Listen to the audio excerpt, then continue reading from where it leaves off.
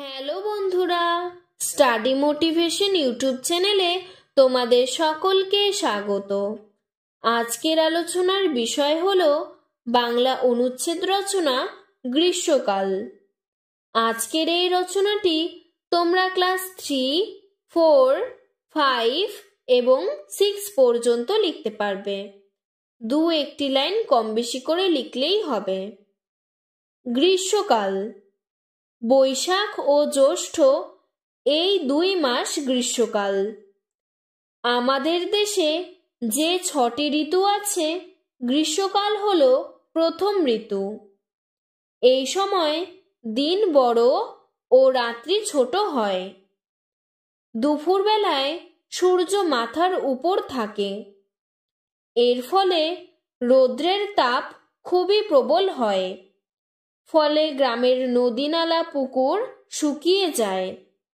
জলের অভাবে গাছপালা অকালে মরে যায়।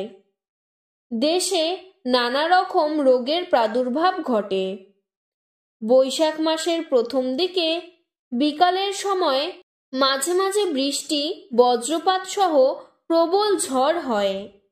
একেই বলে কাল বৈশাখী। আম, জাম, কাঁঠাল, লিচু, তরমুজ ইত্যাদি নানা রকমের ফল এই সময় পাকতে থাকে। বেল, চামেলি, জুঁই, গন্ধরাজ প্রভৃতি ফুলের গন্ধে শান্ত বায়ু সুবাসিত হয়। মন আনন্দে ভরে ওঠে। এই সময়ে নববর্ষ প্রভৃতি উৎসব হয়ে থাকে। বৈশাখ মাস হিন্দুদের কাছে অতি পবিত্র মাস। বাড়িতে বাড়িতে নামগান হয়। কোথাও কোথাও হরিবাসর বসে।